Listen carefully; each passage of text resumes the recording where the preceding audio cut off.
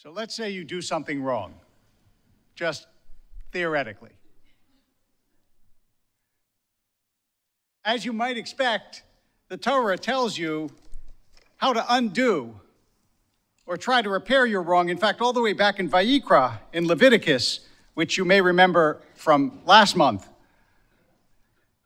it says that God speaks to Moses and says, when a person sins, especially if they make some kind of financial misdeed, then they do reparations and they pay extra and they bring a sacrifice.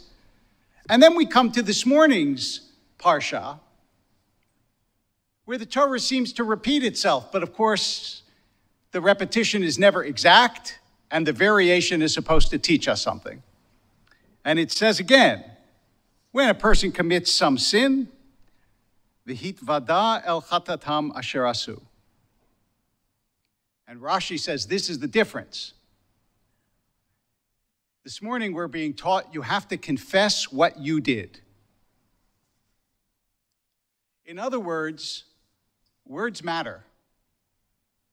You can't just pay the fine and say, even though I'm paying the fine, I wish I didn't do anything wrong. Because words matter. And we are uniquely endowed with words. In fact, at the very beginning of the Torah, Unclus, the Aramaic translation, defines human beings as animals that speak. I remember years ago reading that Bertrand Russell said, it's true that animals can communicate. Your dog can bark, but he can't tell you that his parents were poor but honest. There is a limit to what people can say if they're not people. But there's also a limit to what people can say as people because of our own internal blocks. I say this because we are now witnesses to a pageant of apologies, many of which are not apologies. How many times in the public sphere do we have somebody say, if I hurt anyone, I am sorry? But notice that the Torah doesn't say you have to apologize if you hurt someone. It says you must confess what you did.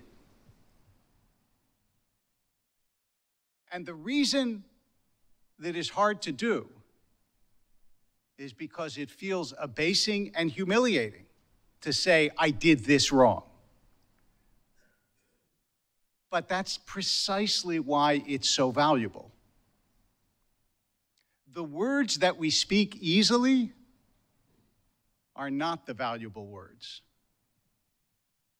It's the hard ones, the ones you have to wrench out of yourself.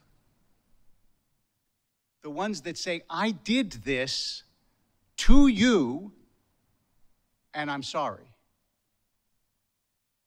And as you may know, on Yom Kippur, how many times do you have to apologize to someone? 3 times. And the Maharil, in Sefer Maharil, he adds that not only must you apologize 3 times, but each time, ready for this, you have to do it in different language. Because maybe you didn't phrase it the way that the other person could actually hear it. Maybe you said, I stole your car and I'm sorry. And what they really want to hear is, I stole your car and wrecked it and returned it to you so you couldn't use it and I'm sorry. This is based on the story of the brothers and Yosef. 3 different times, you have to give 3 different accounts, and you have to do it without defending your own ego in the process. And when you hear public apologies,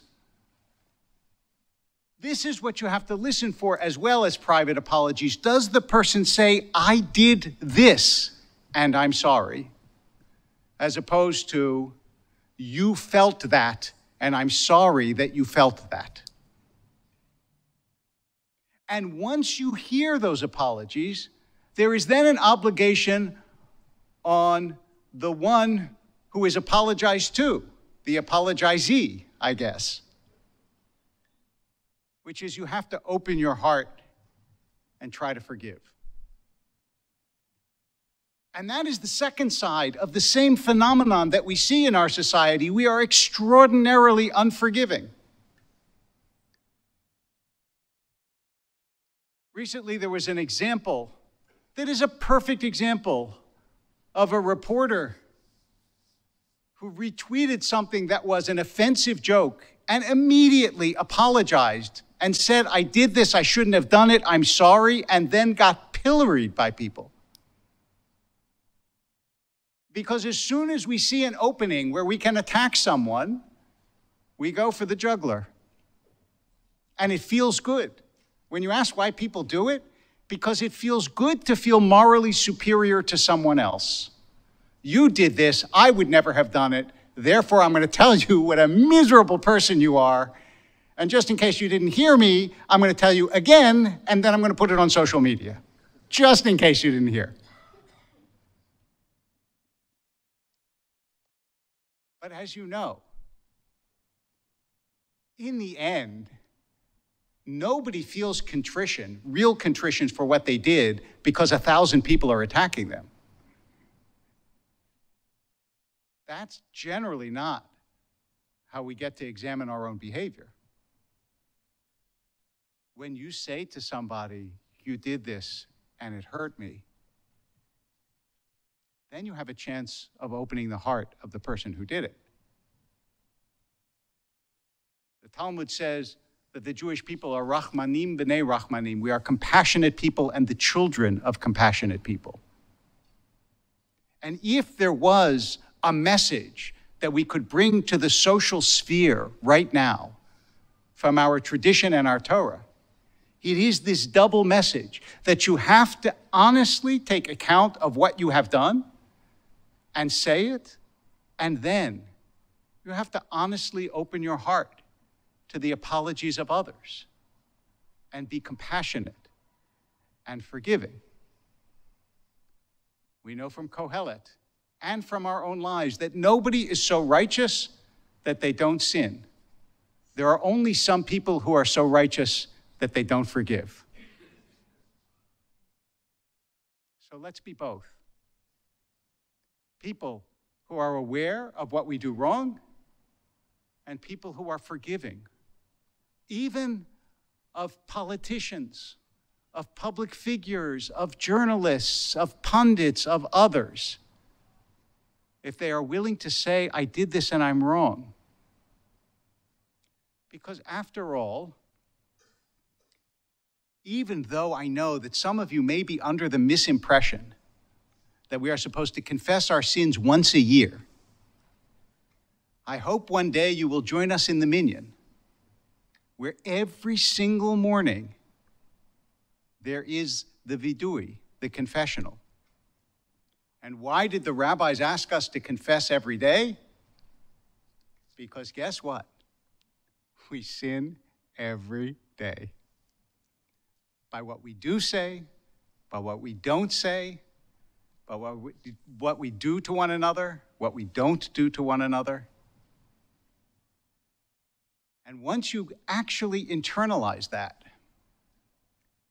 maybe you can be more forgiving of other people who sin every day too.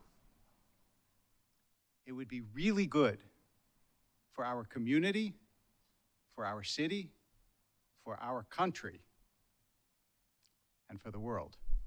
Shabbat Shalom.